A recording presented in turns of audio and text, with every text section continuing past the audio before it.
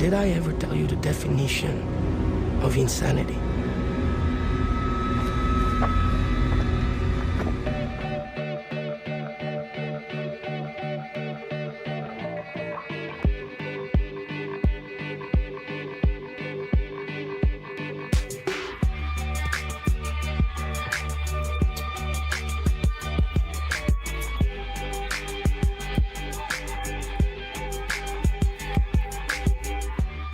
Welcome to the 91st episode of Retrotopia. My name is Brian and I'm going to be your host for this week's show. And of course, this week we're taking a tropical vacation to Rook Island, the setting of this week's game, Far Cry 3. If you're just here for the game chat, head about 20 minutes down the road and you should find it, but we hope you stay because we like to have a little bit of fun with these intros. But before we begin all this fun, I gotta get the boilerplate stuff out of the way, so if you could, wherever you are, rate this 5 stars and leave a comment or whatever you would like to do, it'd be greatly appreciated. Helps us get seen, helps us grow. And of course, if you want to join our social media, you can find it all at linktree/Retrotopia. That's linktr.ee/Retrotopia. It includes Twitter, Blue Sky, Instagram, YouTube, a link to our Discord, and of course our merch site, which is retrotopia.dashery.com. And you can use the link in the description of this podcast as well. And there you can find t-shirts, hoodies, mugs, stickers, and much, much more. We currently have about 6 to 8 designs. I can't remember exactly. And we're always working on more. And of course, we have a Patreon. The Patreon has 2 tiers. You can join for free and get in on all the fun with the commenting and the joining in on polls and all that sort of stuff. Or you can pay $2 a month and join the Hero tier, like our 2 newest Patreon members, H, or I think his name is. I'm not sure how he pronounces it. And Super Jess. Thank you guys for your support and everybody else who supported us as well. And with their $2 support, they get access to Retrotopia After Dark, which is our pre-show banter. New Game Plus, which is a show where one of us, both of us, or all of us will talk about newer games. And of course, they get to pick a game to be reviewed by their host of their choice for Quick Play. Quick Play being a short review by one of us on a game that just might not be long enough for a review or one that we can't all get a hold of. But of course, if you are on the free tier, it's perfectly fine. We absolutely love your support. You can listen to Quick Play, or you can listen to Retro Bites, which is our monthly get-together where we just talk about different subjects video game related, and you get it 15 days early, and we add an extra topic for the Patreons. You can also suggest topics for polls, which we run approximately every quarter. We should have one coming up soon. You can vote on said polls, and you can comment about the games we talk about, like today's game, or you can write into the host on the 9-bit banter box, because it's culturally elegant.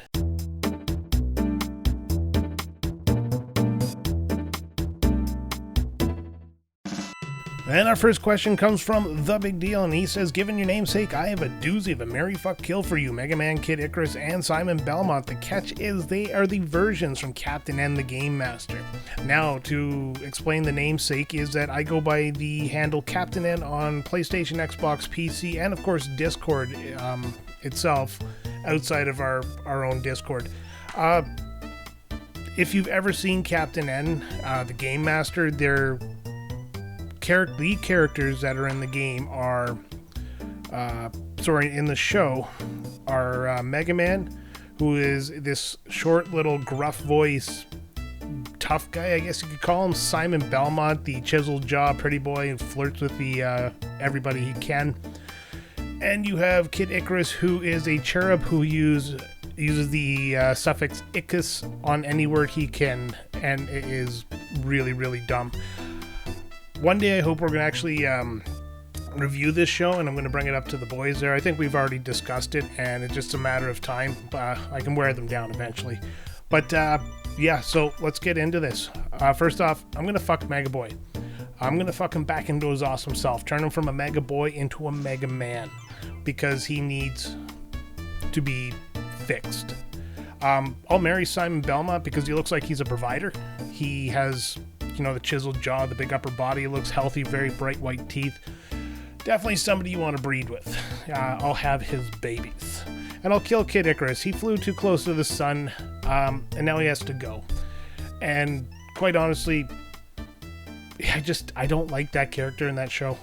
He's just, I don't even know how to describe him. He's just boring. But that's my order. So yeah, fuck Mega Man, marry Simon Belmont, and kill Kid Icarus. Hopefully that satisfies you there, the big deal. Moving on to Game Genius, who says, you're stuck in a desert island and you get to play 2 games for the rest of your life. Which do you choose and why? And he lists off 3 games: Legend of Zelda 2 for the NES, Super Mario Bros. 2, the US version, and Castlevania 2 for the NES. Really easy on this one. Super Mario Bros. 2 because it is a timeless classic, and Castlevania 2, which I'm sure some people are surprised at. But honestly, Castlevania 2 Simon's Quest is one of the games I played a lot as a kid. If I got to choose the games, however, Red Dead Redemption 2 because it's 100 plus hours to complete the entire game, 100% it. Oh, and I'd probably pick up Monster Hunter Wilds. I don't even know how long that game is, but I know people have been playing it for 300, 400, 500 hours. That'd be the rest of my life anyways. Thank you very much, Game Genius. Hopefully that answered your question. And moving on to Mr. Hooley, who happily changed his original question, which is not going to no longer cause awkwardness in my life. But he asks, well, hello, Brian. You have 2 options for an excitingly terrifying vacation this weekend. Taking a submarine down to the Mariana Trench or taking a rocket to the moon to collect rocks. Good luck with your travels. Quite honestly, both would be neat there, bud. I would have to think about it, but working it out. The Mariana Trench, it would crush me under the weight of her thighs of pressure. Very sexy way to go. And then the moon would take me to my weight loss goal. So I'm going to have to go with the moon because, let's be honest, all this trying to lose weight stuff is tedious on Earth. If I go to the moon, I lose that weight automatically. So let's go to the moon and pick rocks. Also gets me away from the garbage that is this planet for a while. Maybe I'll just carry on and see if I can't push to the next planet. Or just die floating through space. You never know. Either or could be a good option. Alright, moving on to Blaine the Hogan Man. Since we're talking the definition of insanity here, what's something in a video game that you tried doing the same thing over and over again, hoping for a different result, then once you tried something different, you finally got the results you wanted? I had to think about this one for a little bit, but I am going to go with stealth missions. Either games that are designed for it or games that aren't designed for it. There's actually a particular point in Far Cry 3 where you kind of have to sneak around, and I used to try to sneak through this base, but it turns out you can just sneak around it and you're good to go. But yeah, it's often I will be doing a stealth mission, like say Splinter Cell or something along those lines, and you're sneaking through and you're taking the same path thinking all you have to do is like pluck the guard at a certain time, but you keep getting caught, and then you think you're just going to brute force your way through it by continuously trying it the same way until you get the right answer at that point. But what you don't realize is you were supposed to make a left back 3 points ago, and then you just try it again. You start it all over, you take a fresh look at it, maybe take a day off, and you got it. Bingo bango, it's done. That's about it. That is my definition of insanity. I will try stealth the same way too often before I finally give up and go back and try again. Alright, moving on to H, or as I like to call him, he says, after listening to the Force Unleashed episode, one of the thoughts I had was one of the appeals to me of the game was it let me live out my dream of being an overpowered badass Jedi Sith. Are there any games you can think of that let you live out your dream you had at some point in the game that let you be super OP?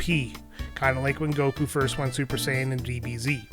Since you mentioned Dragon Ball Z, I'm going to have to say Kakarot. Let me live out my dream of actually being Goku and some of the Z Warriors. Fight as Gohan, Vegeta, and all the good ones. Another game that actually fulfilled my childhood interest was Mega Man X. It hit when I had this love of robots and people who armored up. So the fact that Mega Man X gets upgraded pieces of armor throughout the series was something I found really appealing, and I absolutely love that. There's TV shows that did that as well, and of course like Power Rangers and all those, so I always loved that human to powered up armored person thing. So Mega Man X was a good game. Then there's Batman Arkham Asylum, which let me be a pretty damn good Batman. Well, not to the bad guys, but you know what I'm talking about. But the one that really, really let me live out my fantasy of being a one-man killing machine was the Splinter Cell franchise. I really do love stealth games because I love being meticulous when I move about a level, even in like Far Cry's, Red Dead Redemption and all those things. I like to mark all the enemies before I go in a killing, and Splinter Cell is one of those games where you can take your time and really be meticulous as you go through a level, and you can sneak, and the whole point is not to get seen. But I have this like weird fetish where I can't finish a level unless I've killed everybody in the level. So it's definitely the one I would say is the one that lets me live out my fantasy of sneaking around and killing people. But we'll keep that between me and my therapist.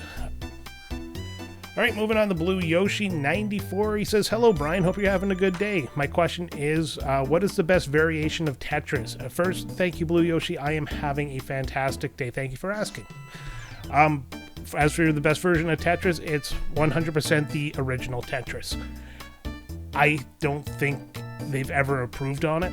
I mean, you can talk about Tetris 99. You can talk about... what's that other one with all the music stuff? You got a 3D Tetris that is from a top-down version. No, it's the original Tetris, especially on the Game Boy. That one still holds up to today. It has great music. It's a simplistic a puzzle game that you don't need to put a lot of thought into. You can just sit there and let the bricks fall and put them where they lay, and then you get better as you go along. It actually helps your brain. Then you get the Tetris effect there, and next thing you know, you're looking at stuff on the bookshelf and you're like rearranging the books in your mind because that's all you can see is the blocks moving around. It's a real condition, trust me. I'm a doctor on a podcast, I think. But no, 36 years as of 31st of July 2025, this game still holds up.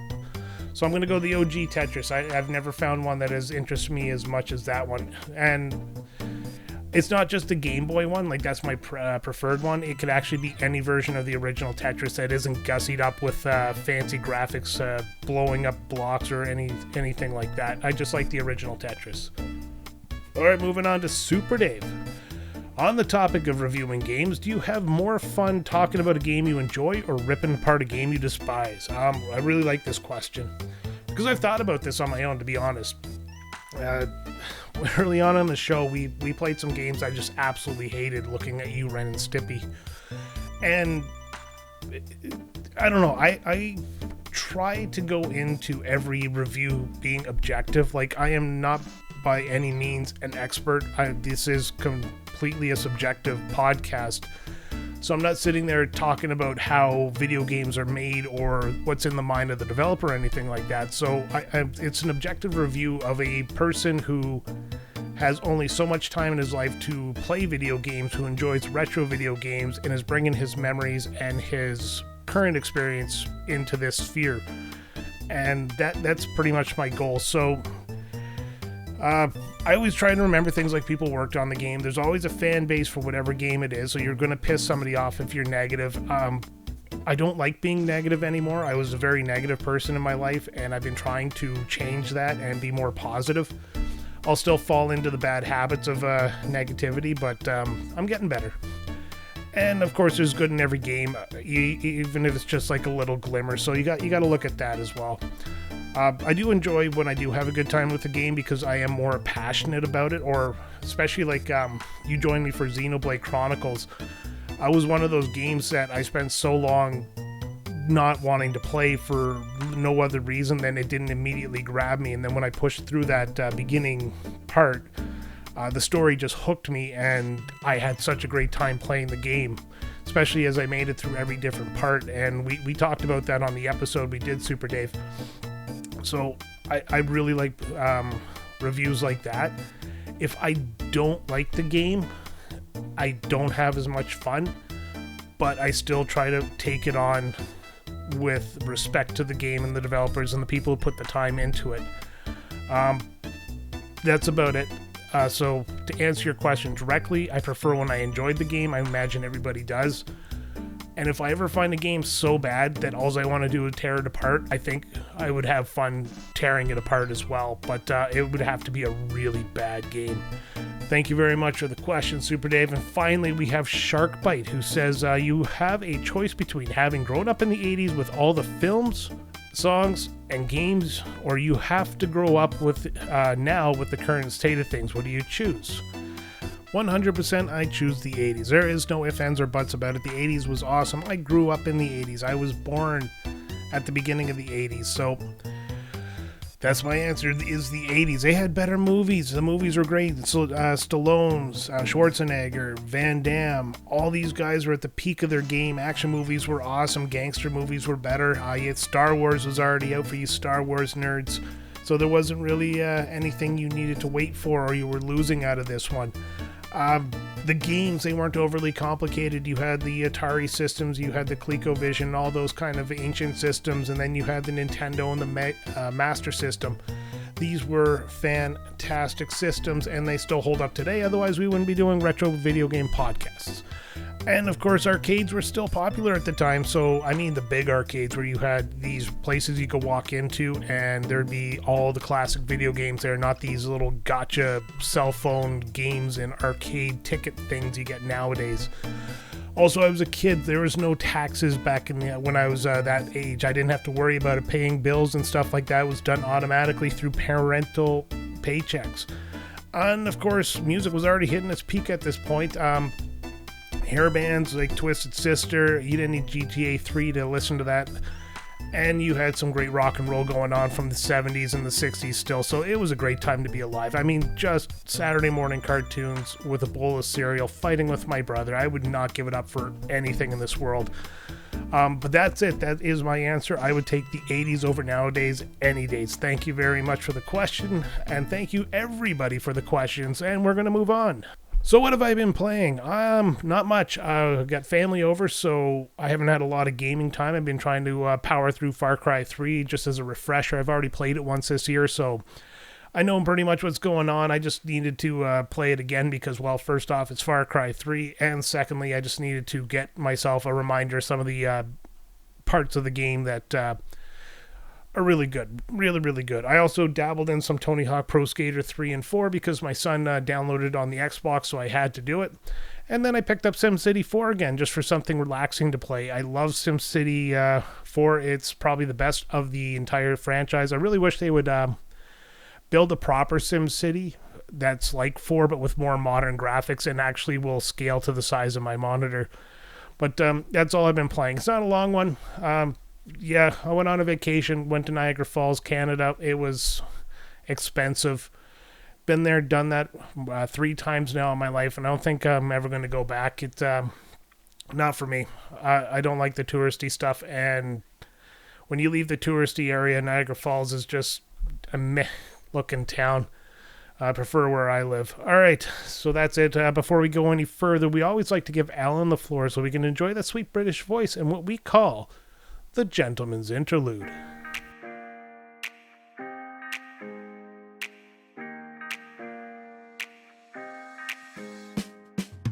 Welcome to the breathtaking paradise of the Rook Islands. Pack your bags and escape to the stunning tropical archipelago, where adventure, excitement, and unforgettable memories await you. Nestled deep in the South Pacific, the Rook Islands are your next must-visit destination for the ultimate getaway. A place where lush jungles meet pristine beaches and every day is a new thrill. Brought to you by Ubisoft Montreal, the masterminds behind some of the most immersive open-world experiences, Far Cry 3 invites you to explore this vibrant, sun-soaked paradise that's anything but ordinary.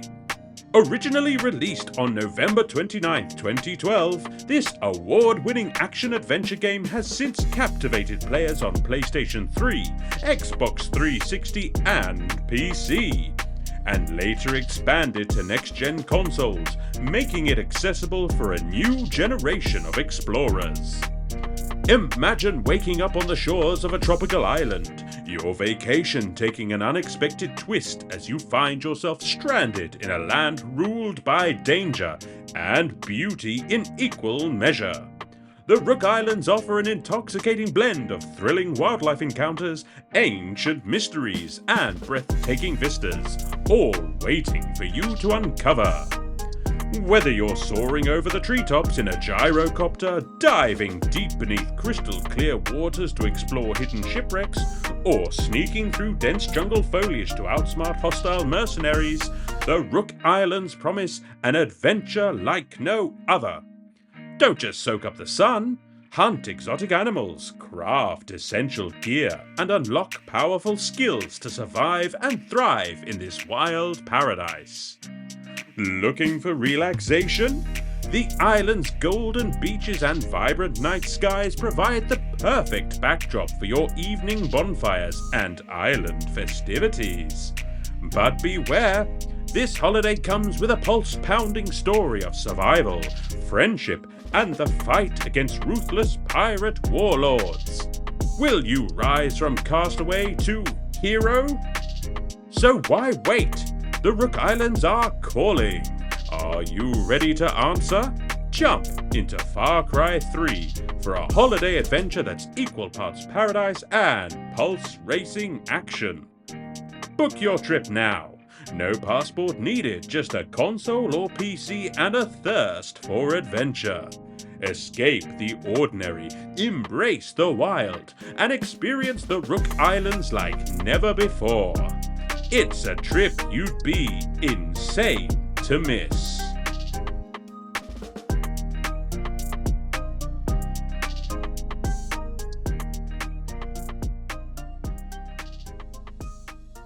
All right, Alan, thank you very much. As always, I always love when you put these together. A lot of work goes into it, and he nails it every time. So before we get into this week's game, we do have some comments from the listeners, starting with Game Genius. And Game Genius, I have to tell you, I actually, I'm going to censor some of your comment because it has some major spoilers in it, and we don't want to get into that probably until later in the episode. So if it doesn't sound like exactly what you wrote, I just took out, I think, 2 sentences in midway through. So Game Genius says, I played this game as soon as it was released on the 360. At first, I thought it was great. You can kill animals and make items out of them, and the villain was super crazy and full of personality. Problem is, the gameplay loop is seriously repetitive. Discover a tower, take out the baddies, and unlock the tower to widen your map view and repeat. It was the exact same thing over and over again. This is where the spoiler was cut, and then he finishes off with, to me, the first Far Cry was the best. It had the usual man versus entire army story, but the gameplay was much more fun, and you got to fight soldiers and crazy mutants. Will not disagree, but Far Cry 1 is not in my top 2. I'll probably get into that in the episode. Definitely, it is high up on my list. I think probably put it number 3, actually, if I had to put it somewhere. All right, Mr. Hooley says, oh, hey, this is on my list of games to play this year. Can't wait to hear the review. Well, it's happening now, buddy. You can hear it now. And finally, Sharkbite, says, one of the best Far Cry games out there in terms of setting and gameplay. Well said. So we're going to start with a little music here, and I just want to thank everybody for the questions and everything this week, everybody who wrote in, all our Patreons, and all those people who support us. Thank you very much. And now, here we go. We are going to move into the game chat, and we are talking Far Cry 3, developed by Ubisoft Montreal, published by Ubisoft in a time where they were a better company, released on the 29th of November 2012 for the Steam, PS3, and Xbox 360. Thank you for listening, and we hope you enjoyed the show.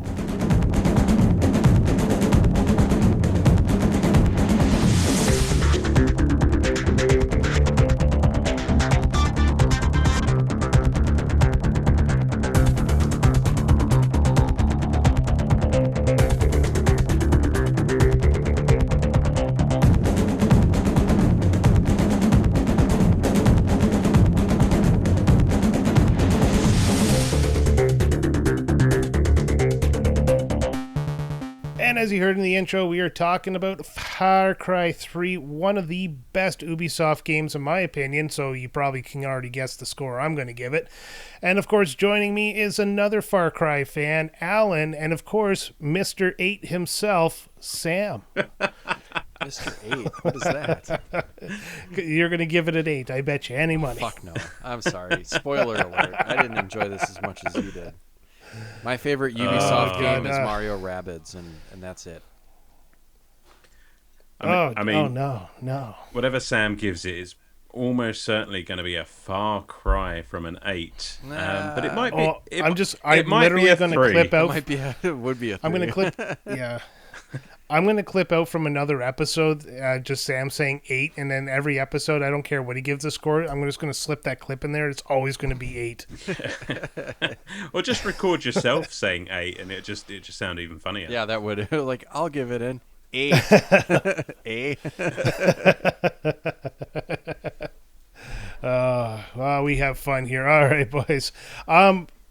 Let's skip all the pleasantries because we just did retro bites, and I don't think we really have any more to talk about with each other because, we just did.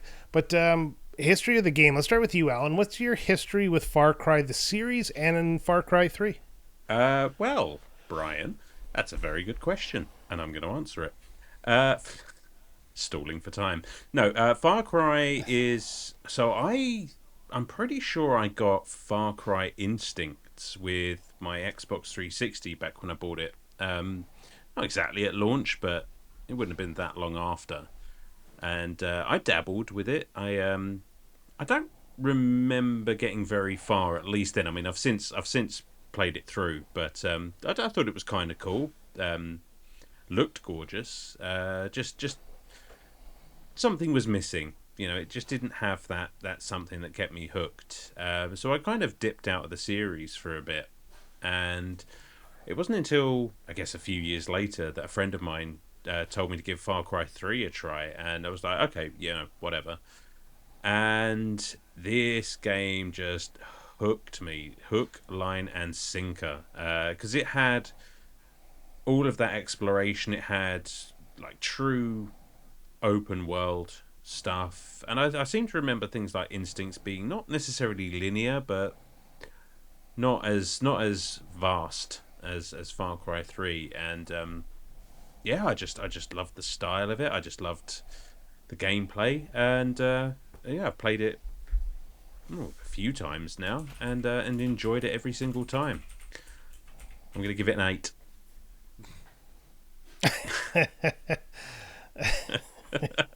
Okay, Sam, you're new to the series, are you not? Yeah, I've never played a Far Cry, so this is my first one.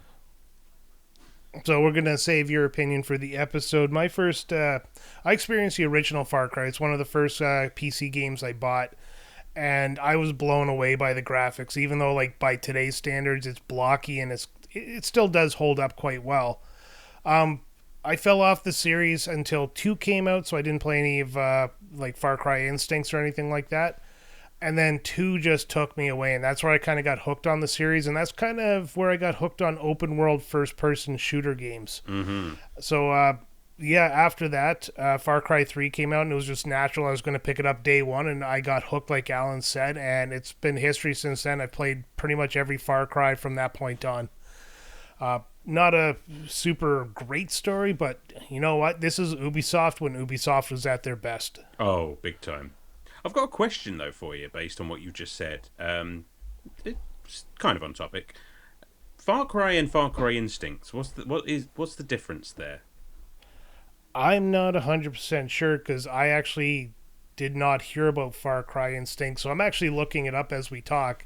And now I'm just doing what you did and talking for time while I try to read and talk at the same time, which is not going well. Oh, you're doing fine. You're doing fine. I put you on no, the spot. because I haven't really been able to read a word while talking. It's a remake of the original Windows version of Far Cry. Instinct is less open-ended and more linear due to the console's reduced processing power. Okay. Well, that's obviously why I found it a bit more linear. Okay. Question asked and answered. Thank you, Brian.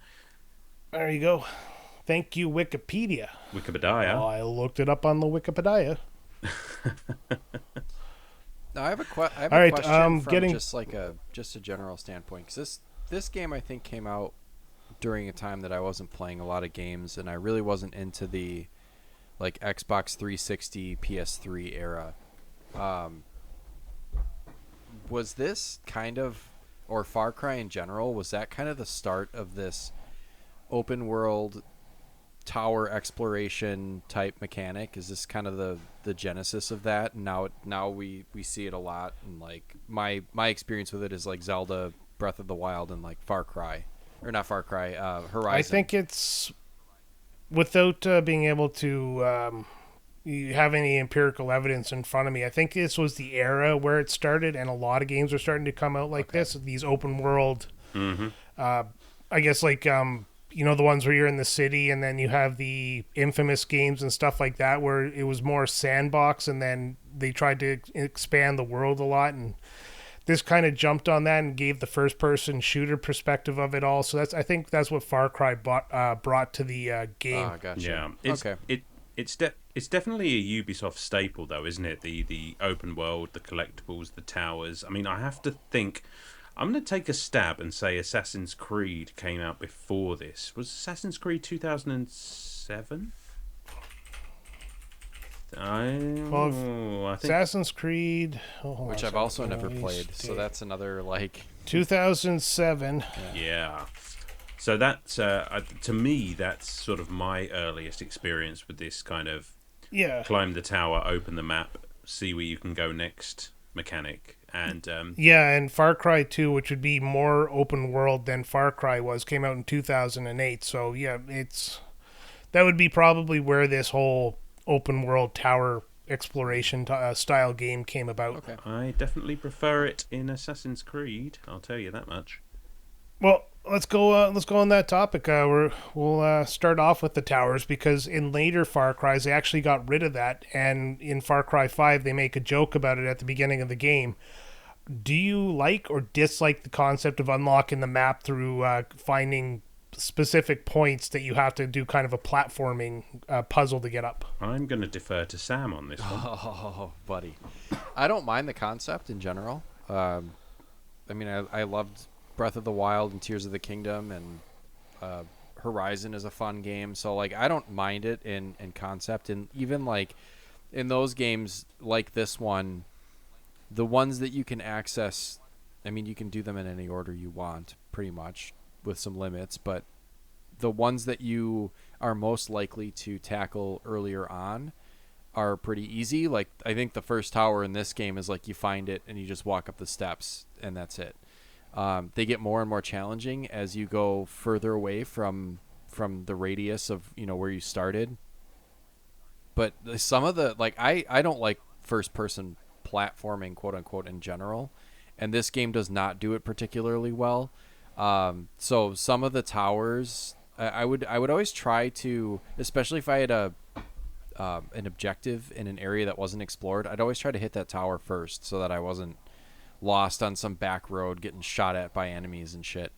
Some of those towers are just bullshit, though. Like, I mean, the jumps that, I understand that it's kind of a puzzle, but some of the jumps that some of them had you make were stupid, and I would end up there was one where you were supposed to like vault over a bent piece of metal, and you could either vault over it, I guess, or slide underneath, as I found out, because my dude just slid underneath and just yeeted off the tower, and I was just like, are you fucking kidding me? There is nothing more frustrating when you've made your way up at this rickety fucking tower and you just miss one landing and just fall right the way to the bottom and invariably die. And I'm gonna have plenty to say about that later on. Yeah. I have to see. I was just gonna say, I have to wonder though, with some of these towers later on in the game, Jason, dude, just push the fucking thing over. It's held together by spit and hope at this point. Just what are you doing? Aren't you activating the towers? I think you're just getting rid of the scramblers from the towers. I mean, you can do that on the floor. Yeah, so if you knocked over the tower, I mean, I thought the whole point of the tower was literally just to broadcast that part of the map, but I don't know. I didn't pay that much attention to them. I'm not a fan of them either. to be honest, is probably the worst part about this game for me. I kind of like the concept of revealing the map as you go over it. Yeah. Like in Far Cry 5. And I'm going to keep doing that. I'm going to keep bouncing between this and Far Cry 5 because a lot of concepts are the same and a lot of concepts are different. And I'll explain which one did it better in my opinion. But no, the towers, I agree with Sam on this, oddly enough.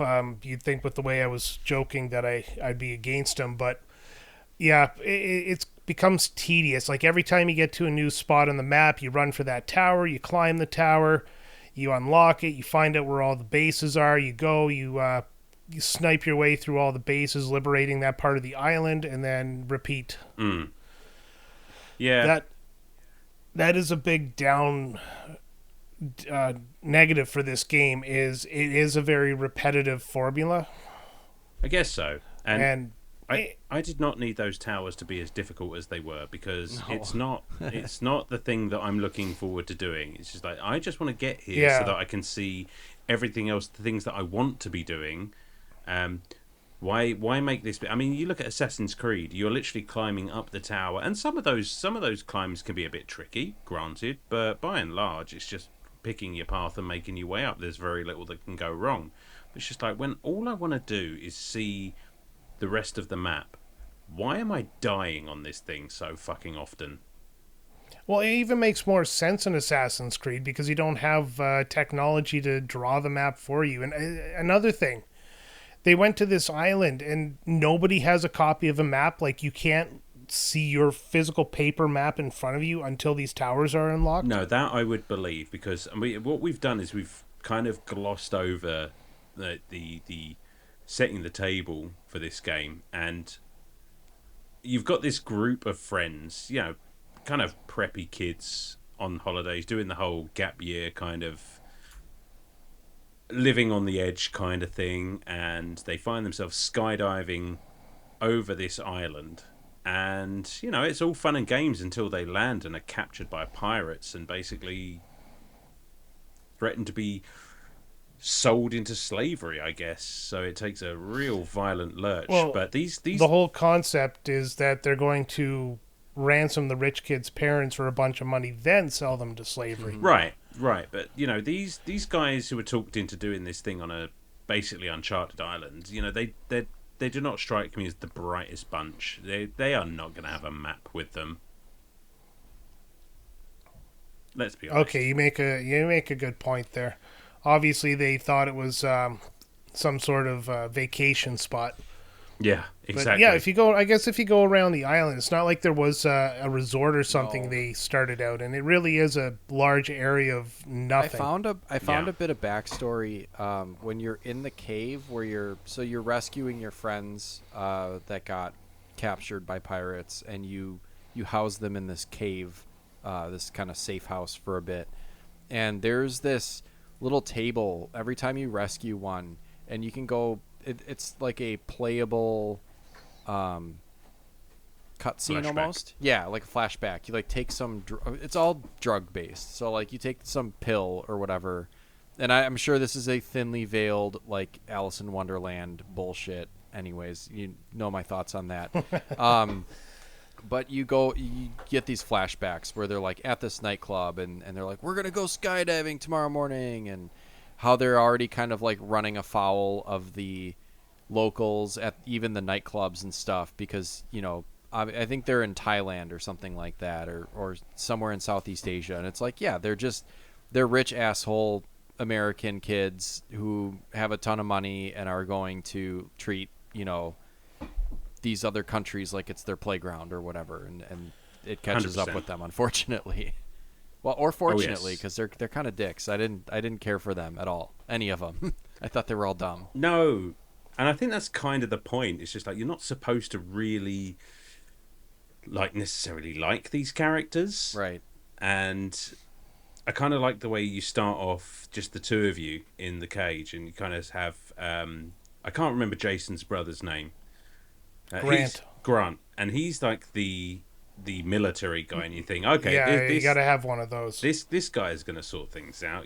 This guy knows what's up. He's going to be a big part of the game, and sort of breaks you out of the cage and starts making your way across the camp to escape, and just at the last minute, poor old Grant, and this isn't a spoiler, this is literally like the first 10 minutes of the game, he gets shot in the neck and killed. Ugh, And yeah. you're just like, well, now I'm fucked. And that sets you on your path of, I guess, revenge and finding that inner fucking monster that this main character becomes. It led to your lifelong addiction to tattoos. Yes, yes, absolutely. But okay, let's talk about Jason Brody for a second. He is the main protagonist, the person you take control of. He is the guy who always, I don't know how to say it. He's the way he speaks, like he's on a mission there, and no matter what goes on, he's going to get his revenge. Mm-hmm. What was your thoughts on Jason Brody as a protagonist? Well, I mean, he does sort of grow into that drive, that quest for revenge. But at the start of the game, he's kind of a wiener, if I may. And Actually, he's kind of he does, kind of a wiener. Go on. He does a curve. Yeah, he does a curve. Like I find him like kind of a, like you said, a wiener at the beginning. Then he becomes a likable character because he has a raison d'etre to be alive. And by the end of the game, he's a dick. Yeah, you get the full arc. Yeah, it's just like, okay, now you're a likable protagonist. By the end of the game, it's like, hey, you kind of lost me. You kind of went too long. It's almost like he gets Flew too close to the sun, Icarus. Yeah, he gets like a taste for the the violence and the blood and stuff, and then he's just going off. And Jungle Mummy. Yeah, which I think is a very, very interesting story beat, and I'm going to get into that later on. But yeah, I like the way that he starts off, and he really kind of doesn't want to.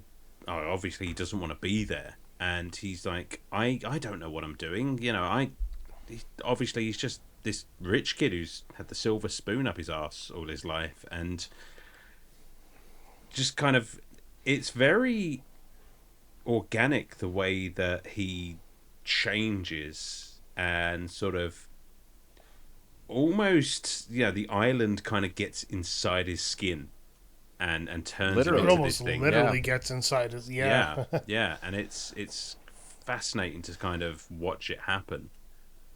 Now, the other not main character, but the other character you see a lot of is the kind of, I guess, your early on guide. It's Dennis Rogers. Mm-hmm. He's the guy who saves Jason from the Vaas's troops when he initially runs away at the beginning of the game. Throughout the game, Dennis is always going on about the Rakyat and their mission, their righteousness, and all that kind of stuff. I just got to say, and this is in no way, shape, or form targeted at anybody, but anyone out there named Dennis can get fucked. Jesus. All right. I'm just saying, if you're a man and a woman, you have a kid named Dennis, you're going to have a second kid guaranteed, because that Dennis sucks. There's Again, not targeted at anybody. I don't know, I feel like there's a backstory there. I want to know. I may not be talking about anybody in specific. I am also probably going to be locking my doors for a few weeks. All I can think of is Dennis Reynolds from Always Sunny, and I can. No, I'll tell you offline. Dennis Reynolds is kind of a mean Dennis. Yeah. There's an implication, definitely, because of the implication. Yes. But anyways, but the character himself, okay, like I find him almost insignificant for how much he shows up, because his big thing there is just to tell you where to go next. Yeah. And he's only there until he's not needed anymore, but he's there right up until the end of the game. Well, the funny thing is like I read some of the character bios, because like here's an annoying thing that really pissed me off about this game until I finally turned it off, is like everything pops up on the screen. It's just like, I don't need reminders about every little fucking thing. Just let me just go about my business. But for a while, it was like every time you meet a new character, it would like pop up on the screen. Press start, or like the start button on the PlayStation, and then it takes you to the part in the menu. So I read Dennis's biography. I was like, who's this dude? And it's funny because he's kind of a transplant too. It said he was born in Liberia and then emigrated to the United States and worked in the United States and was like a mechanic, and then was shady as a mechanic, and they kind of like ran him out of town or something like that, and he ended up on this island. So it's like he is also not native like Rakyat. He's a guy that just is on this island. He's a misfit, you know, like there are so many on this island, and he's kind of adopted their culture too. Yeah, and the thing I found the weirdest about him is he tattoos people who are unconscious.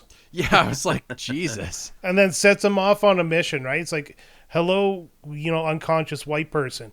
You're now part of the Rakyat. I gave you the special tattoo that grows magically. Oh, you didn't want that? Oh, okay, well, too bad. Yeah, they don't just really... like... He's not given... You know, you talk about, like, the hero's journey and, like, the call to adventure or whatever, like... Jason Brody is not really given a choice. It's like, this is what you're doing. Yeah, he was kind of... Oh, yeah. Can you say he was thrown down the rabbit hole? Oh, shut up. Oh. God damn it. But yeah, no, you're right. It's just like, this guy is so, like, convinced. He's so certain in his convictions that this guy he's literally just found is going to be a great warrior, a great hero, simply by virtue of not getting shot dead. And yeah, it's kind of a weird... I mean, I guess he's kind of right, let's be honest, but it's a very interesting situation Jason finds himself in, like, right from the off. Tattoo's cool, though. Oh, yeah. For the price he's paying for them, I'd get them. That's a very... But my understanding is that method of, you know, that kind of like Polynesian, like... Pacific Islander method of like tattooing like that with the hammer and like the ink. Mm-hmm. What I don't even know like what all those implements are called, but that's supposed to be very, very painful. Like not even more than... Not if you're unconscious. Right. But like even more so than, you know, our needle procedure now with, you know, all the tools that we have to do tattoos. Like that is a badass way to get a tattoo.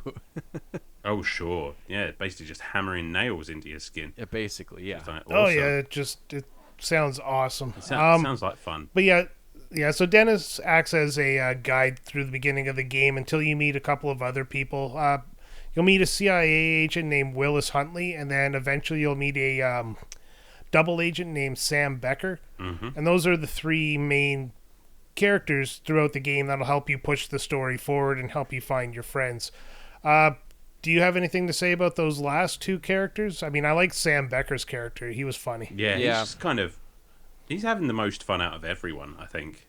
The dude's literally on holiday. He's just having a great time. He just seems like he likes playing both sides and getting into the violence and the chaos. He's just like a pure... You know, like a chaotic good, basically, like, or chaotic neutral, maybe. Yeah. I don't know, depending on who he feels like hanging out with. Willis Huntley reminds me of somebody, and I can't remember who it is, but I think it might be from a James Bond movie. It's Jack Wade. It's the American... Definitely Jack Wade. Is it Jack Wade? He's like Jack Wade from GoldenEye. He's just like the, hey, Jimbo, like, you know... He's like kind of embedded. I wasn't wrong on he's that. like kind of embedded, but he's still very much American. Yeah, okay, so I did have the right feeling there. All right, let's talk about who we want to talk about the most, and the one everybody should know. He's on the cover of the game. That's Vaas Montenegro. Oh, yes. Played by, what's his name again? I meant to look that up. Fucked if I know, but he's brilliant. He's brilliant in this. He plays Nacho in Better Call Saul. His name is Michael Mando, I believe. And now I'm looking at the actor. The guy kind of looks like they modeled him after. Was this kind of also the beginning of, you know, like the graphical integrity of these games is so good that, you know, you can have an actor... Far Cry 6 uses one Carlo Esposito. Yeah, which actually kind of made me want to play that because that guy's awesome. But so this guy gave his likeness to the game, and this is the first time I think I've ever saw him to the point I noticed him. Yeah. And what a performance. Ha! It's brilliant. Like, yeah, he has a career before this and a pretty good career, but Vaas is never heard on of my him. top.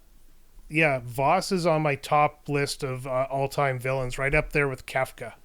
Oh God, yeah, the parallels, like that is such a good comparison because he's insane. He is, but at the same time, I guess kind of insane, but kind of just completely self-serving and just doing everything just for fun. It's just like, it's not necessarily that he's mad. He's just like completely amoral and just out for himself and just wanting to have fun and a good time, literally at everyone else's expense. It's just how he gets off. And like I said, I before this game, I'd never seen or heard of this guy before, so I got a kick when I saw this guy in something else. I'm just like, holy fuck, that's Vaas. And he's just... And Far Cry has such a good history of making these compelling and interesting antagonists, and to my mind, it really starts here with this guy. Yeah, no, you're absolutely right. Holy crap, he's in Rookie Blue. Oh, sorry, no, I don't watch that one. Never mind. No, it's just his lack of empathy. Sorry, I was looking at his IMDb list to see if there was anything else I noticed, but yeah, his lack of empathy throughout the game. The fact that he is one step ahead of Jason all the time, right up until the end. Mm-hmm. And when the game really gives you a good sense of, I got him this time, or I'm going to put a wrench in his plans, just to have Vaas turn around and, when he does it, every time Vaas shows up, you're about to go into what's called a story segment, and Far Cry likes to do that a lot, where you're kind of shoehorned into a mission that you get a handicap and you have to work your way out, like in the one case where you lost all your weapons and then you had to kind of kill your way into an arsenal. Mm-hmm. Yeah. But it just does it so well. And then there's that scene in the middle of the game where, if obviously you're listening, so you heard that clip at the intro at the very beginning. Do you want to know what the definition of insanity is? I was just about to bring if you that up. watch that entire clip, like the whole sequence there, it is done so well that you can almost see a void inside of Vaas.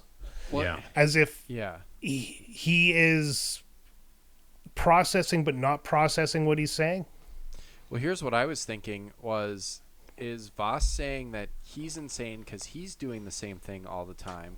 Or is he saying, I'm not sane, I'm driving you insane because I think he's doing this on purpose and putting Jason Brody through the ringer and torturing the shit out of him. Like, he's driving himself insane by having to fight his way out of these situations all the time. Like, he's creating a completely unhinged person. I mean, bear in mind that he actively spares Jason at the start of the game. Like, he lets him run off. He's just like, he's all about... But he does the shoot hunt at him. This It's point. like, go, run away, and then you're like running through the woods getting shot at.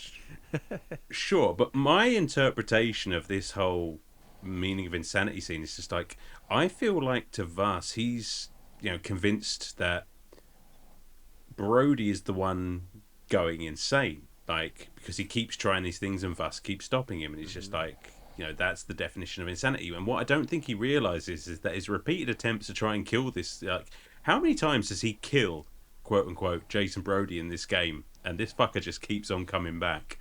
And it's just like, he doesn't realize that he himself is acting just as insane, because he just thinks he's right. Yeah, that was going to be the point I brought up. Is I interpreted that scene as everything's insane. Yeah, him trying to kill Jason trying to kill him, them always ending up in the same situation. It always results in the same ending, and it just I feel like he's hyper aware while at the same time not being aware of it. I don't know, like, if there's a definition to that. So he knows what he's doing is insane, and he's explaining it to Jason, but then he sees that what Jason is doing is insane, and then he becomes aware of what he's saying, and then he explains it to himself about insanity, and it kind of goes back and forth for a couple of times, and he throws Jason in the water. Yeah, it's just it's all just kind of a game to him.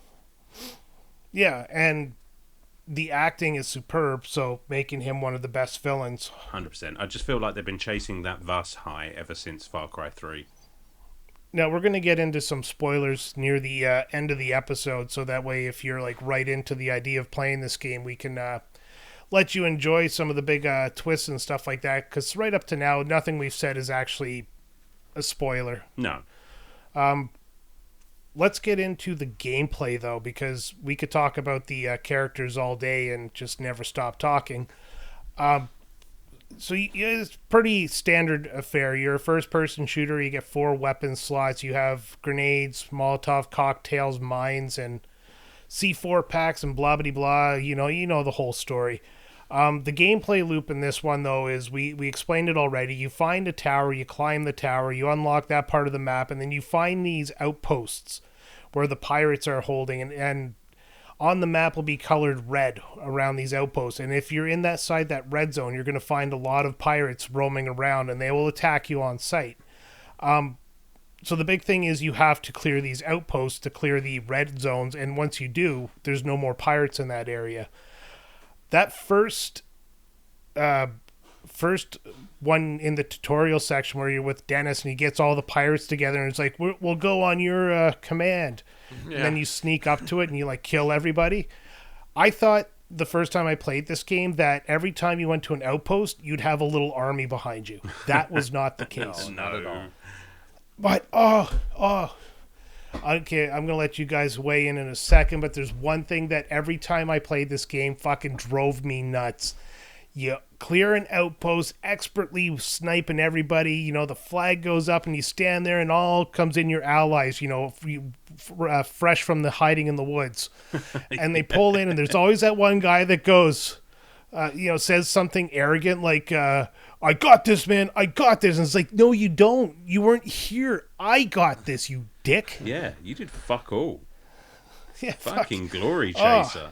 Jesus. Every fucking time. Or then, oh no, you need to help harder, brother. And it's like, why don't you fucking pick up some of the slack? I did really like these outposts, though. I mean, yeah, it's... I mean, the main storyline is incredible. It's so much fun, but doing these bases and getting better at doing these bases was just such an enjoyable gameplay loop for me because... if you were able to sneak around hiding in bushes, maybe using a sniper rifle or the bow and arrow, what have you, and silently taking down enemies, and you managed to get this entire outpost done without raising a single alarm or being noticed or spotted or anything like that, it is such a satisfying feeling. And the game rewards you accordingly, which I thought was neat. But yeah, it's just a lot of fun. I mean, maybe less so when it all goes tits up and somebody spots you and then you find yourself in a firefight and then you've got backup coming in and all of the rest of it. But I don't know, when you just get that perfect infiltration and that perfect taking of the base, it's just, you do feel like you are one with the jungle. Yep. Nothing pissed me off more than when I'd be aiming for the alarm box to prevent them from calling for reinforcements and you'd miss it. Mm-hmm. And somebody would go, hey, what was that? And then they'd set the alarm off and reinforcements would come in. Yeah, they're not... And the thing is, even if you die or you run away, as soon as you go back, the reinforcements are automatically called. Yeah, they're not dumb, are they? I mean, in a lot of games, it's just like you shoot an arrow or shoot a bullet and it misses somebody. They're just like, oh, what's that? Must have been the wind. And it's like, okay, well, these guys are actually just like, well, that was a bullet, so I'm going to sound the alarm. Unless it's a rock. It's like, I mean, because that's true. Yeah, they're kind of dumb with rocks. That's their blind spot. That's their total weakness, is that they will chase a rock every single time. Yeah. There was one outpost that I was having a bit of problems with. The reinforcements were called, and I was like, there's no way I'm going to sneak around this because they're going to show up. So I pulled out the grenade launcher and just kind of went in and just started grenade launching them. And I think it took me about 8 grenades and I cleared the camp. Oh, buddy, by the end of the game, I'd fully given up on sneaking around. Yeah, those ones with all towards the the upgrades. End. Yeah. Yeah, but with all of the upgrades and all of the weapons at my disposal, and one of those it's almost like a chain gun that those big fuckers carry around. I was just like, I was going in there, I wasn't dying, and just clearing it out, and that was actually a lot of fun as well. Just go full Rambo. Because if you want to take the outpost without getting detected, you really have to rely on the takedown, which is like if you played Last of Us, or I guess that's kind of a, or even it's in Horizon too, and against certain enemies, you can sneak up on them from behind and just jab them in the neck, and there's even upgrades to that where you can stab them in the neck and then drag them off and drop their body so they're not found and stuff like that. Like that's really how you have to do it if you want to go undetected. And if there's any more than one of those heavily armored dudes with the big like huge machine gun, like you're fucked. Like you can't sneak up on those guys and stab them. So you can if you get the upgrade too. Yeah. God damn it. Like I guess I didn't get that one. But still, it's like you said, Alan, like towards the end there's no way to sneak in completely and sneak through and steal these outposts, because there's too many enemies. They're overlapped. Their line of sights are all overlapped. There's snipers in the towers. There's armored dudes walking around. There's dogs. Like anytime there's dogs, it doesn't help. And this game loses a point automatically for making me kill dogs. So sorry, but that's happening. I don't care if they're wild. So at first they were wild. It's like, well, they were attacking me, and it's like then all of a sudden I started getting into these camps where it's like that one has a collar though. Fuck you. Yeah, and that's someone's good boy. Like Someone called that dog noise. a good boy. Someone called that dog a good boy today, and I had to kill him. So fuck you, Far Cry. All right, sorry. Go ahead. Well, speaking of killing animals, it's actually a very important part of this game, the hunting aspect, because a lot of your upgrades come through the hunting of animals, and you got a variety of animals that you get to hunt, like lions and tigers and bears. Oh my, no lions, so but it's just the animals differ in their temperament and stuff like that. Like you'll have pigs that you can kill, and then to get fully upgraded you have to go to the Path of the Hunter side missions and find the like uber animals, like the Black Panther that you have to take down with only a bow and arrow. Yeah, and that guy was a dick. I didn't do any of those because by the time I got to any point where I was considering doing any of those, I was already like, I'm done. Like I don't want to do this anymore. Those are actually more fun than the main games in some points, because like you're stalking a big animal and you had to find the specific one. Well, shit. And it actually became a little more fun because you're doing a hunting game now rather than like a run and gun shooter, I guess. Yeah, I agree. I mean, I have to admit, like, back in the day when I played this game, I did everything. I got every collectible, went on every hunt. Like this time, I only really focused on the hunts that would get me those ultimate upgrades, because there are a few that just reward you with like money or experience or what have you. Yeah. But I really like this aspect of the game. I love the fact that you hunt to find materials, which then you use to craft upgrades, bigger bags, arrow quivers and things like this. And it's like that is so on brand for what this game's trying to do that it makes so much sense, and I love it for that. I love that the map is marked with the specific type of animal that's common there, but when you go there, like if you're hunting deer, they're very docile, and you just take the sniper rifle out and you take it from a distance, but you might have dogs chasing it, or a tiger comes out of the wood and attacks it. It's fucking pissed me off. It's just like not so much when I was just in the woods looking for animals. Like that makes a little bit more sense, but like I'd be trying to sneak up on an outpost and like a tiger would just fly out of nowhere and kill me. I'm like, what the fuck? Fuck off.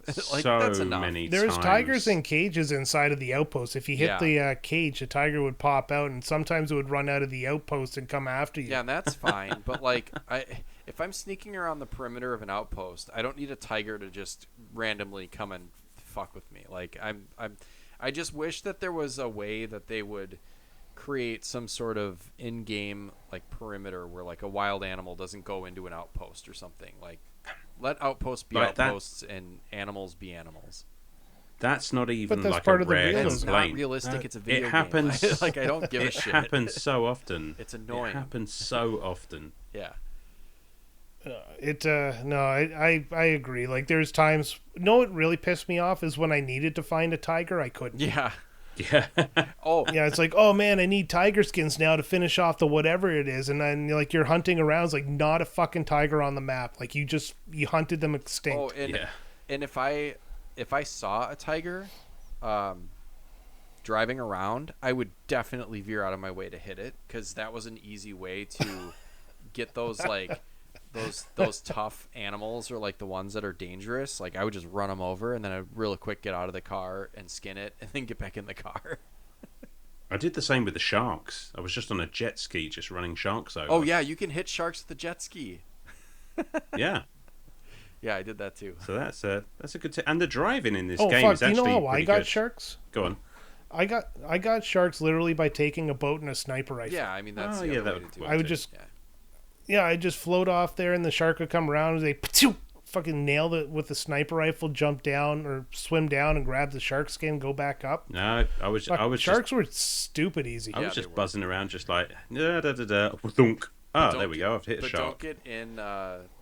don't get in the water and like get attacked by one, because that sucked. I got attacked by a shark. Yeah. At one point, I was like, "Oh my god!" Yeah, I prefer the fishing with dynamite method. Right. But all right, so yeah, the fucking two great aspects of the game, plus the what's it called, the crafting system. But there's also the weapons. What was your, I'm gonna call it favorite loadout? What was your favorite 4 weapons that you put in the wheel? Well, definitely the bow. Like I'd always have the bow on me because I loved that fucking thing. I got pretty good with it as well. There was this sniper rifle. So I'd basically have 2 sniper rifles. One that actually was, suppressed and quite quiet. And then there was this one signature sniper rifle that basically just shot fucking rockets or something. It was a beast. I can't remember what it was called, but I think it was a special weapon that you unlock. And this thing just like went off like a cannon and would cut through those heavies in just like one shot. It was A sniper rifle that did that? Yeah, it's like a 50 cal sniper rifle. You get a taste of it in one of the missions when you're saving one of your buddies there. Oh wow. Okay. Yeah. Oh, I remember that one. Yeah, that was cool. I like that mission too. Yeah, you can unlock that throughout the game, and then that thing is just basically a fuck you machine. Yeah. Yeah, absolutely. Because when things went to shit, I was just like, right, okay, well. Yeah. I always had the same loadout. I always had an silenced assault rifle. By the end of the game, I was using the F1. Then I would have the sniper rifle silenced. I wouldn't get that like superpower killer. I think it was the Z93 is what I got. I would have either the grenade launcher or the rocket launcher because I like to snipe with precision, and rockets are precision stuff because they blow everything up. Sure. And then I would have, what was the light machine gun, the big 150 round just fuck you machine. Yeah, I think I'm I'm pretty sure I had that as well. Yeah. When I get like blindsided or something, or like the dogs come after me and I'm like spraying and praying, I like to have 150 rounds because I'm taking everything out. You don't have to be accurate if you never stop firing. Exactly. Early on in the game, though, I did use a shotgun more often, but I fell out of love with that. Oh, I like Yeah, I the think shotgun. Never once in this run through did I use the bow and arrow. I didn't Really? either. I didn't use it. I wish I would have though. I just got a kick out of like whenever you'd get a shot from, I don't know, 400, 500 yards away. It's just like so satisfying. I on my like previous run throughs, like the one I did earlier this year, I did use it for quite a while, but I don't know. This time I was going for speed rather than enjoyment, just to refresh myself on the story. I'm pretty sure at one point I got a guy in the knee as well. So there you go. Ouch. Reminds me when I was playing, what's it called, Elite Sniper 4 or something like that. I had a buddy sitting over here, and we played the game where how many nut shots could we get? Nice. Because it does this slow motion thing where it does an X-ray of the body there, and if you hit the testicle will explode. Oh, Jesus. Yeah, it is really fun. I actually just wish that. Okay. I mean, this game does not pull any punches with, like the pirates being crass and, they're cursing and talking about how they're getting chlamydia and shit. Like, I wish that if you shot them in the crotch, they'd be like, "Oh, my dick!" Like that would have been fine. I would have enjoyed that. that would have done it for you. Yeah. The old dick twist. Did you guys actually take the time to play the poker? Nope. A little. I mean, you kind of have to. A little. Like, you have to near the end, but you're just playing it for shits and giggles as opposed to the mandated story moments. Poker was a great way to get a lot of money, and it was actually really well done in this game. It almost, probably the most realistic part of the game is sitting down at the table and playing poker with a couple of guys. Yeah. See, I'd be lying if I said I understand poker. It's not something I've ever even played in real life. I think my only experience of poker has been in video games, and I'm not great at it. Well, in this game, you don't lose real money. No, and that's Right. Yeah, good. it's true. That's why this is probably as far as I'll go, because Stakes in are real low. life, exactly. But it's a fun addition. It was kind of the thing at the time as well. You think about this, you think about your Red Deads and what have you. Everything just seemed to have a poker mode in it. Well, yeah, what's it, the World Tournament or Poker Tournament or whatever they call it that they consider a sport nowadays is plastered all over TV, and you got, the same looking guy with the hoodie, the guy with the glasses, the guy with the cap, all sitting there like they're some sort of master manipulators. Yeah, and that was actually cashing in on that fad because the poker that you play in this game is specifically Texas Hold'em. You get the two cards, and then and then the draws for the pot or whatever. Yeah, it's very of its time. There was times, like I said, this was a speed run through for me, like not a speed record run through, just me going as fast as I could from left to right. But when I played it earlier this year, I actually spent a day playing poker because I found that more enjoyable at the time than playing the rest of the game. Like, your friends are dying and you're sitting there having a game of Texas Hold'em. Yeah. It's certainly less stressful than playing blackjack in Resident Evil 7. If you know, you know. I don't, but I'm going to laugh with you anyways. Look it up and thank me later. I probably will. The upgrade system in this game is done, I guess, almost generically, because you get a skill point. One skill point unlocks something off of a skill tree. You got 3 skill trees. One does long range takedowns and mobility. The other is assault takedowns and healing. And the last one is stealth takedown and survival. I spent most of my time trying to make sure my health was maxed out before I went for anything else. But by the end of the game, I was just kind of picking what was ever next. Yeah, same. Definitely. And it gets to the point when you've upgraded all of your health and everything like that. I mean, did you... Because I know I did. I kind of fell off of crafting... Because you can craft a variety of, I guess, injectable potions. Yeah. And one of which, of course, is... Sorry, you didn't? No. Not even the healing? No, because eventually I would just... Like, that's all I did. Because you could heal without those. I mean, it Yeah, wasn't that's the it. greatest You healing, could, but but- it worked in a pinch, and then I didn't have to craft items. And also, like, the buffs, it was stupid. Like, there's plants all over the place. You can craft these syringes that are either for healing or buffs, and then, like, the buffs, like the flame one, I was like, I'm going to use this flame one before I go do this because I want to throw a Molotov. It lasted 15 seconds. Like, what the fuck is that? Like, give me 30 seconds at least. Like, come on. And I understand that there were, like, ways to increase it and all that kind of shit, but it's just, no, these are fucking useless, and they just take up space. And they're not easy to use. The inventory system sucked. See, I used the healing because when you upgraded your character there, one of the things was to increase the amount the healing syringes did, or like the amount of healing they did. And when you had 6 to, I think 6 was the max, or maybe it was 8 health bars there, and your healing thing heals 6, whereas if you don't have any, it only heals 2. Definitely worth You it. could get it to I mean, where it yeah, heal I was- 3. Sorry, go ahead.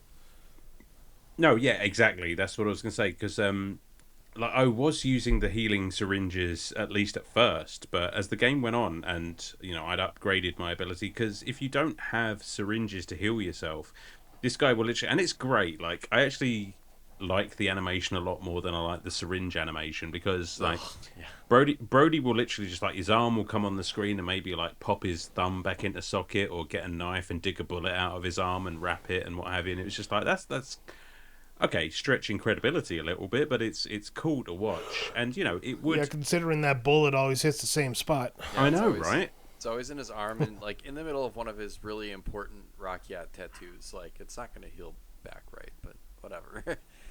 Just well, dig it's a a knife magic in there tattoo. and pop it out. No, I found the upgrade system, like, even though it was very generic, early on in the game, it really helps you out.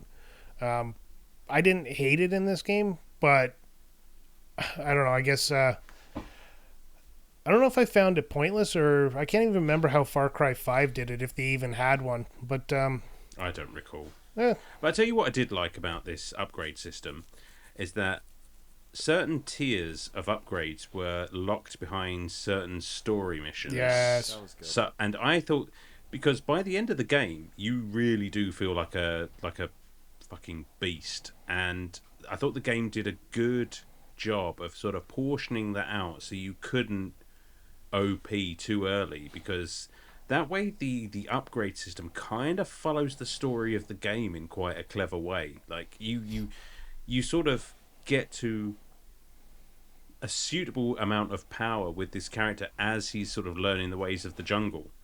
I just thought that was really cool. What I found really good about this game is when you hit a specific point in the game, and if you're fully upgraded to that point, when you get to the latter half of the game, it almost feels like you're given a handicap again, and when you continue to upgrade until you like unlock it all, you get that feeling of becoming overpowered again.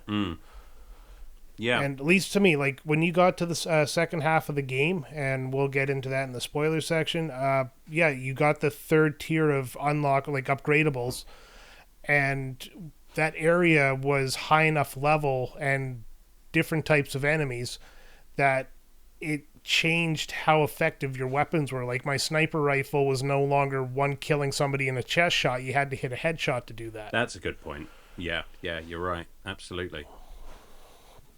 But I don't know if I have a lot to say anymore, like what's left of the game outside of the spoilers section. So do you guys have anything you want to say before we jump into the spoiler section?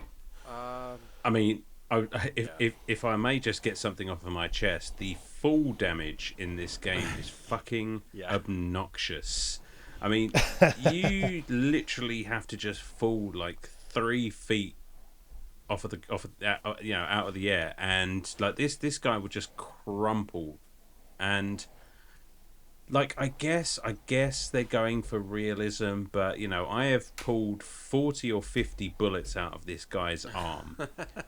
And he's fine. with a knife. It's just like you can't have your cake and eat it. That's like the fall damage is probably my biggest gripe in the game, and responsible for I guess 99% of my deaths in this, and it's obnoxious, and it's gonna lose a point because of it.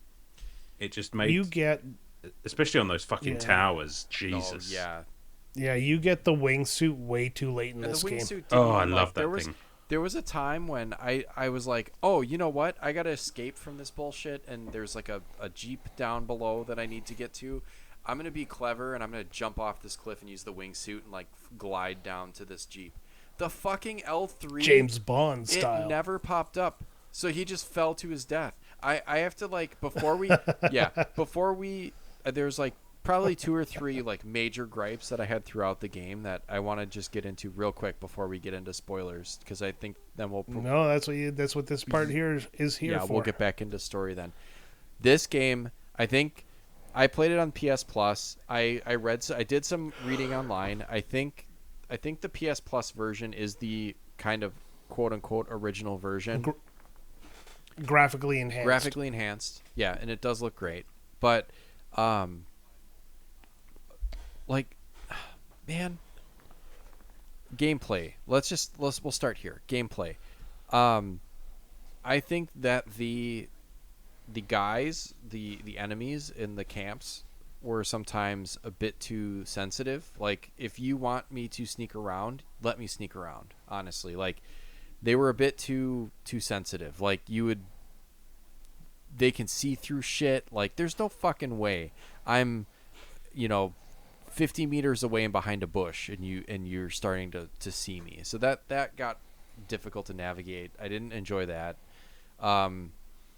The inventory system sucked ass, and maybe that's just the PS5 port or whatever. Like, I don't claim to know much about this, but like, switching weapons was not easy. Like, I'd be jamming on buttons and they wouldn't be doing anything. Like, I'd have to press and repress to get things to happen. I didn't like that. And then it was too late. By the time you didn't switch a weapon when you wanted to and weren't already firing, it's too late. You're swarmed with enemies and you're fucked. Like, there's just so much backsliding that happens when things aren't going the way that you're intending them to go, when you're trying to flip weapons in the weapons wheel. I didn't use the syringes because, like, I couldn't figure out how to access them for the longest time. Then finally, when I did, it was like, you have to open the weapons wheel and then open another, like, wheel within the wheel to, like, even get one out. And then after all of that, they only last for 15 seconds. It's like, no, fuck these things. I'm not using them. I don't care. They're not worth it. Now you know how your girlfriend feels, right. Hiding behind cover and getting shot through the cover was fucking pissing me off. Like, don't have cover if it's not gonna matter. Like, if it's just a, like, boomer shooter run through and just kill everything, but no, this was meant to be a bit of a stealth and tactical type, cover shooter, and guys were running up and just, like, head on shooting me from behind. Like, I'm behind cover. Like, I should be able to hide behind cover and at least get a moment to, like, reload a weapon or make my next move. So that was pissing me off. I think it was glitchy as hell, and that was part of what I was researching when I was looking things up, because there were times when there was one particular mission where I was supposed to loot a body that was on a bridge to get a list of contacts or whatever bullshit. You have to fight your way through. It was kind of a cool mission, actually, because you had to, like, kind of fight your way through a base that was, like, in a canyon or, like, in a river bed or whatever. And so you were, like, zip lining across this river back and forth, and that was cool. But anyways, you get to the bridge, and, like, half the time I would get to the bridge, and then the body that I was supposed to loot, like, wasn't there. There were a couple other glitchy things where, like, it just would not progress the mission forward to get you to the next objective, and I would have to, like, restart missions and replay shit, and that grinds on me more than anything, is, like, having to do the same fucking thing over and over again just because maybe Vaas was doing that on purpose. That's the definition of insanity, isn't it?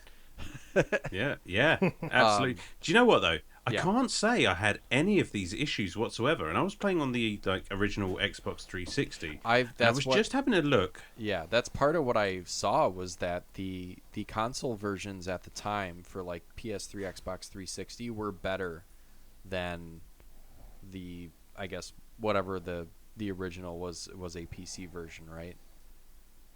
Well, I'm just having a look now while you're talking, and I'm seeing all kinds of issues with the PS4 port of this game. Yeah. So yeah, there's a lot of problems with it, and maybe I would have liked it better. I ran into zero problems in the game. Like, honestly, all these glitches you've mentioned, I had tons of them. I never run into any of them. I never saw it. Like, they seem to be pretty intermittent, because, like I said, like, I could restart a mission and replay it, and then it wouldn't happen. So it's like, no, I mean, at most what happened is, like, I would get, like, locked into a piece of scenery, like, if I was stuck in, like, a crack somewhere, and even then the game just kind of booted me out after a while. So, it wasn't that big a deal, but certainly no glitches like you're talking about. That's interesting. Yeah, I just, man, it made it very unenjoyable to play. So I don't know. I had to throw those things out there. Like, I think it's clunky. I think it's very ambitious. Did a lot of things really well, but overall just really freaking buggy and clunky and not very fun. But anyways, let's you want to do spoiler territory? Yeah, all Let's right, do all it. right. I'll set it up. All right. So if you have found interest in playing this game and you don't want anything spoiled, now is your warning to leave the episode and give us a 5-star review and a comment on how great we are on your favorite podcasting platform of choice. But after I finish this sentence, we're getting into the spoilers. So to explain kind of why we said this spoiler cast is coming in is because Vaas is not the main villain of the game. Even though he's the best villain of the game, basically the best character of the game, you kill him in the first half of the game. And it sucks because the other villain is just a dick. And he's just a generic bad guy, Hoyt Volker. Even the other villain in the game, Buck Hughes, the guy who has your friend Keith there and makes you go find the knife, he is more interesting than Hoyt Volker, who is the final enemy of the game. Also, other characters, you're going to meet somebody named Citra Talugmai, the sister of Vaas, who is the leader of the Rakat and Dennis's mentor. And she is kind of like a whole cult religious goddess thing, and she keeps feeding you drugs and having sex with you, and they're very graphic what they're going to show you, so you get a good show going on. And then of course you have your two other buddies we mentioned earlier. So once you kill Vaas, you unlock the second island, and that's where I was saying you get the third tier of upgrades, and the whole game dynamic changes because you have to infiltrate this whole new island that you don't have a map of. I want to know what you guys thought of how they handled this, having Vaas, the main face of this game, turning out to be the villain that you kill halfway through it. Good or bad? It's certainly weird. I mean, like, yeah, I went into it, like, you guys were talking up Vaas, and I was like, yeah, this guy is a real bad dude, and I was surprised when I killed him. I was like, oh, that was it? He's on the cover. Like, it seems like they knew he was the best they had as far as a villain character, and they just, for whatever reason, there's someone behind him pulling the strings. But whatever. I mean, like, it's not as flashy, or maybe they did that because they actually got a pretty good actor to be Vaas, and they're like, well, let's just showcase this dude. Like, he can be the cover. I kind of wonder if partway through development they ended up thinking he was a better villain, so they used him. Yeah, I kind of feel like it's Alan, more of that, like more of like the cart before the horse kind of thing. I don't know. Yeah, Alan, do you want to weigh in on this? I do, and I have a completely different theory. Because like you guys, the first few times I played this game, I was in the same boat. I sort of thought, well, okay, like, you've suddenly given me this old bait and switch, and now I am up against a far less interesting villain, almost out of thin air. But this guy, Hoyt, was it Hoyt? Yeah, Hoyt. Oh, it's late. I'm tired. This guy Hoyt, he is seeded throughout the game as basically the corrupting influence on this island. So this time round, I did notice his sort of influence in the background a lot more. And what I found interesting about having this guy being the main villain is that he's kind of a reflection of Citra, in so much as they're both these very charismatic people who are responsible for these two different factions on the island. And when you look at it that way, you get a far more interesting view of the fact that Jason Brody and Vaas are basically different sides of the same coin. They're both being influenced by this higher sort of authority on the island and corrupted to follow their belief system, to follow their wants, and basically do their bidding for them. That's why I think it's actually a lot more interesting that you kind of kill Vaas off, and then Jason Brody almost becomes him he comes very close to that line of basically just being exactly the same person. And that's, their interactions throughout the game kind of frame them as being equally insane. And I just found that ending a lot more interesting when you think about it like that. That's a really good point.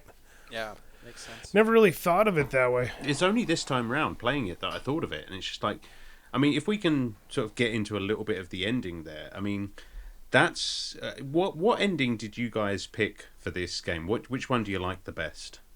Jungle Mummy. Yeah, I actually did that too, just because I was so irritated by the end of the game. It was like it's like his friends were captured or whatever. You have the basically, if you're listening and you don't care and are into spoilers, you have the choice to kill Citra or kill your basically your American girlfriend that you saved.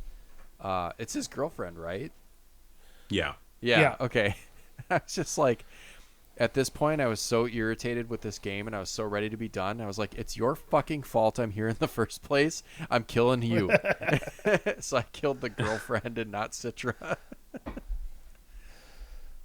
And you Now, I've seen both endings. Yeah, so, sure. I'd be interested to know what happens on the other ending, because I'm not going to play it again.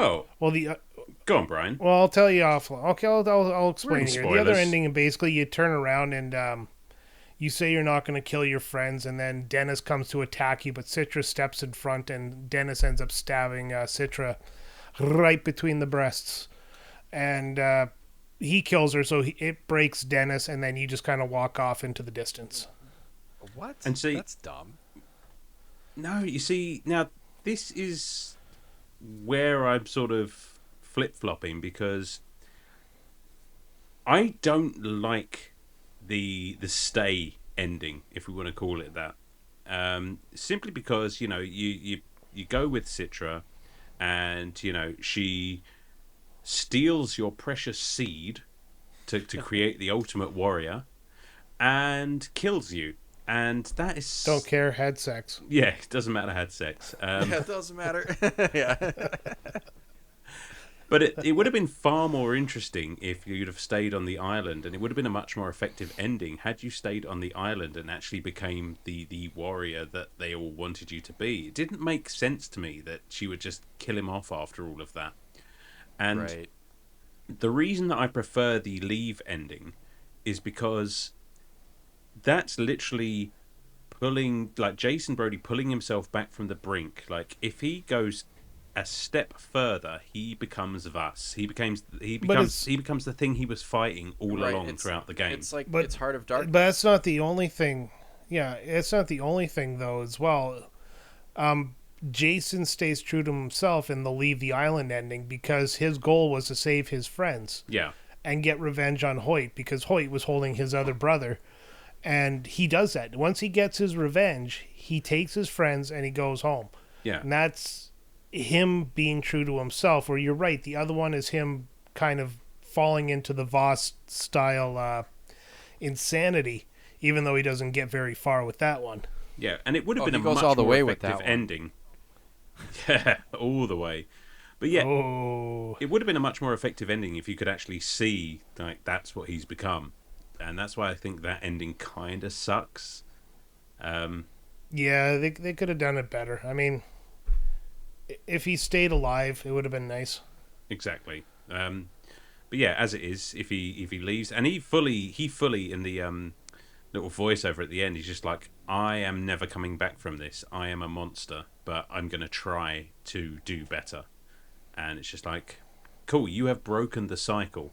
Like, you are now trying something different, and therefore have not fallen into the trap of insanity. You've crawled out of the rabbit hole. Oh, beautiful. Beautiful. Do you think they were trying to No, set it you- up you are- for like a sequel? Like she's got his seed No. or whatever. Like you play as Jason Brody's stolen. Oh, Sperm Womb son. Warrior 7. No, I think they were just going for shock value. Yeah. I guess. Yeah, these are one-off stories. I mean, outside of Far Cry 5 for sure, and I don't think any other one has really done it, is the DLC doesn't really connect to the main game overly. The DLC for Far Cry 3. Are we talking about... Does it connect to the main game? What, Blood? No, I was like... Blood Dragon, which is one of the greatest Far Cries ever made. We'll have to talk about that one day. Yeah, but... Well, yeah, but is it connected directly to Far Cry 3? No, it's the same map, and it's set in a... Have you not played Blood... Okay, so... Have you not played Blood Dragon? No, actually, I haven't, because it's like the only DLC I don't own. I forgot about it. Oh my god! Basically, it's the same island, but it's set in a sort of techno future. And Michael Biehn. You had me. Michael You Biehn had me is at there. more Far Cry 3. There are neon dinosaurs roaming around. It's awesome. But Far Cry 5, New Dawn, actually takes place after the events of Far Cry 5. Yeah, I still need to play that. So my main point was towards Sam is there is no DLC except for that one that takes place after the main story. True enough. There we go. And we're back on track. God, that's kind of I actually had a point that I wanted to bring up, and I remember what it is. Never mind, I'm back. Thing I didn't like about this game in total, when you got rid of all those outposts or encampments, all the pirates disappeared. So once you got rid of them all, there was no pirates. You would just run around the island all free and breezy. There was no danger anymore. I was thinking about that. What happens when you clear all these? Because that's what creates the danger zones. But I did see something in the menu. You could go in the menu and reset them all. You could reset them all. Could you? Yeah. Oh, I did not know that. That would actually have been It would have been useful, too, because I really wanted to get this. There was an upgrade called Ninja Step, and you had to... The only way that you could use a skill point to unlock it was if you had liberated 2 outposts without being detected at all, and I only ever did 1. By the time I figured out that I could do that, I tried to do, I was trying to do it, but by that point I was too far into the game where it was some of them are just impossible. But there's some where there's outposts where there's only 2 dudes in them. Yeah. There's some where it's just all dogs and you can just pick them off from a distance, or that. You dog-hating bastard. Yeah, just...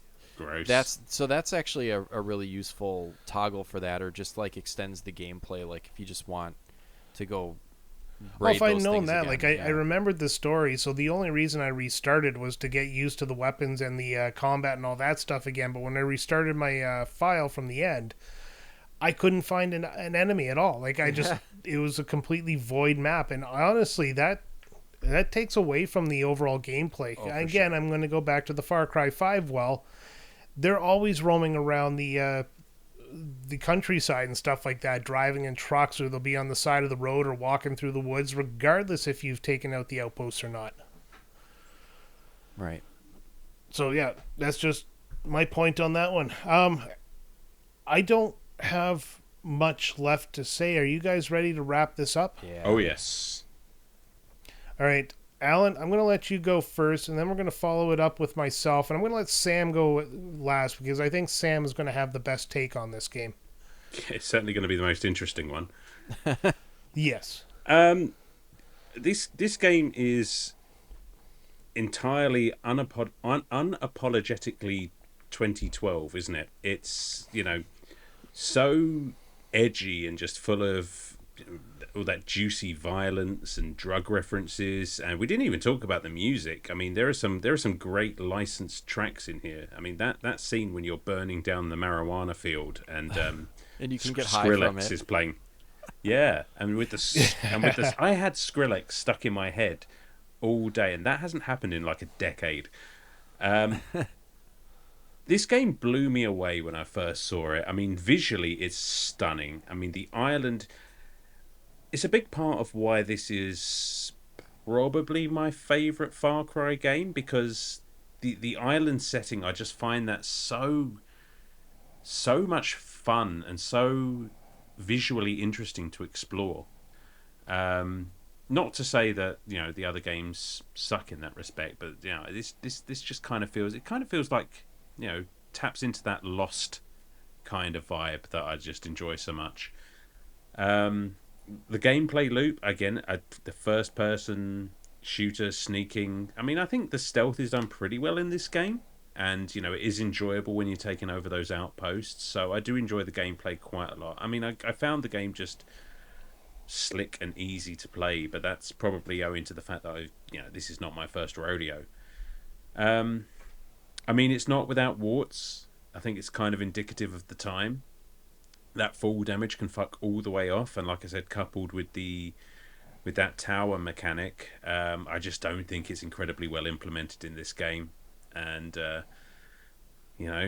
my absolute nightmare is falling off one of these towers and then dying at the bottom and then getting attacked by a tiger. That's just everything that I hate about this game in one place. But I think it's just incredibly ambitious for the time. It still holds up today. It's as good to look at now as it was back then, and it's got Vaas in it.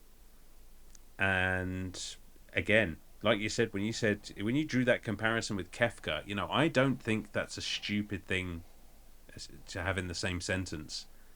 He's iconic, and just makes for an absolutely brilliant game. I'm not going to give it the 8 that I kicked things off with, because that'd just be too obvious. I'm going to give it an 8.5. It definitely loses something for some of the gameplay jank, full damage, and all of the rest of it, but I still had a fucking blast, and I will play it again one day. I need to get to some of the other ones, Far Cry 2 and then New Dawn and onwards, but I love a Far Cry game. And that's all right, well said. So 8.5 from Alan. I'm going to go next. I'm going to start with Vaas. He's the main reason this game ranks so high on my list of Far Cry games. What a wonderful villain. Somebody who you absolutely love to hate. And when he shows up, and the acting from Michael Monato, or whatever his name was, just outstanding. The guy is phenomenal when he acts in anything, and this is no difference. The story is really good, even though I find it gets kind of unhinged after a little bit there, but it all pulls together in the end. The world is beautiful, but it is sparsely populated. Even though there is a lot to do, there is a lot of open area as well, and that's where you run into a lot of animals, and there are so many animals out there that just want to attack you. Mm-hmm. Biggest thing I had with this game was making money was hard, because anytime I made any significant amount of money, I would have to reload my character, and that would eat up my entire wallet. Oh yeah. But that was neither here nor there, because you unlock the weapons by doing stuff throughout the game, like unlocking towers or taking out outposts. I enjoy the taking out of the outposts. Like Alan said, I enjoy doing it silently. I love using the sniper rifle and just sitting there, and first thing I'll always do is find a high point to look down and take the camera out, and you would just scan and it would mark all the enemies. Then I'd look for patterns of people moving and who I could hit first without alerting anyone else. It was meticulous for me. I find it relaxing in a murderous sort of way. I like the hunting. The hunting was done really well. When I wanted to hunt something, it was where the map said it was going to be, so there was no surprises. Yes, sometimes the tiger would jump out of the woods and just maul you. You couldn't get away from it, but c'est la vie, I suppose. Everything else Alan said, the music in this game, especially the Skrillex track during the Burn the Weed Field mission, that was really fun. I guess I'm just going to rank it, because I don't really have anything to say beyond what Alan said. So he gave it an 8.5. I'm going to give it the 8. I'm honestly going to give it the 8 because I do compare this game to Far Cry 5, and we've had this conversation, Alan. I still think Far Cry 5 just ekes this one out because it got rid of the towers. And I find the gameplay in 5 just a little more fun, even though it's a sparsely populated map. I respect that. So yeah. So that's why I'm gonna knock this down. It does have a couple of things that really do irk me. Like you said, the fall damage, the fact that you don't get the wingsuit till later on in the game. How Sam said it's very touch and go to use sometimes. The difficulty spike halfway through, the fact that the good villain died halfway through the game for some generic I can't even remember what he was about villain. So yeah, I'm going to go 8 out of 10. Sam? Wow. For how you guys talked this up, I breathing. thought you guys were going to go higher than that. Well, you got to be objective. All right, well, Also, we were doing it just to goad it's you an on. 8 for me. No. I'm not going to go back into all the reasons why I didn't like this game. I had stretches where I was having a lot of fun with it. You know, I there were a couple times where I would like kind of hit my stride and like, yeah, taking out outposts, clearing towers. You know, I'd pick up a mission here and there to advance the story, and you know, it was very rinse and repeat. But there were points where I was having a good time with it, and then there were other points later on when I was really not having a good time with it, and I think those far outweighed the times that I was enjoying it. So yeah, I don't want to belabor those points. One thing we forgot to mention when you were going through the outposts and trying to decide how best to infiltrate it with stealth, you could use your camera and mark enemies. That was kind of cool. And they wouldn't appear on your mini map until you had taken like a little photograph of them to register them. So that was kind of neat. Other than that, I will take and give a point. I'm taking a point off for making me kill dogs. That I hate that in any game. Don't make me do it. And then I give a point back for the fact that you burn the pot field and he gets high. You could see the it wasn't terrible. Like you could still function. So it's kind of like being actual high. So like it just kind of like blurred the edges of the screen a little bit and made things like a little bit wavy. So it's like you definitely could tell like something definitely happened because you were standing in the smoke, but you can still go ahead and play the game. I thought that was pretty fun. That was a nice touch. So man, I know it's been done better. This is very ambitious, so I respect it for what it was, but I just think that the glitchiness, the shitty inventory system, some of the gameplay just wasn't fun for me. I'm giving it a 5.5. Wow. And that's with, so it would have been a 6. Wait, hold on. Would have been it was a 6.5. No, whatever. I'm not doing the math. I took a point away for the dog and I gave a point for the pot. So it's a 5.5. With his 2.5 point handicap, that brings it up to an 8. No, it's a 5.5. If anything, it's a 3.5. I gave it extra points for how good the story is and how ambitious I don't enjoy the Alice in Wonderland tropes. I think that's overplayed and stupid. You're not clever if you do that. I'm sorry. But in general, the story was pretty cool. So 5.5. All right. Oh, I love it.